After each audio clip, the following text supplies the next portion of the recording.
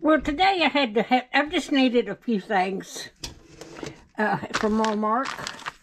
I got me some milk and some mayonnaise, and I got me some more of those Healthy Choice sweet and sour chicken, frozen chicken dinners, and I got me a 2-liter of Coke, and I've been wanting some candy, so I got a bag of Hershey Kisses. I got some more chicken salad to make sandwiches with, and I got 2 peaches, and I got some bread, and I got some sliced ham. So that's what my haul I got today.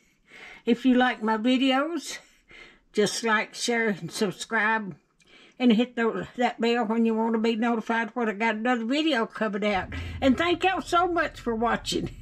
Y'all have a blessed week. Thank you, and y'all be blessed.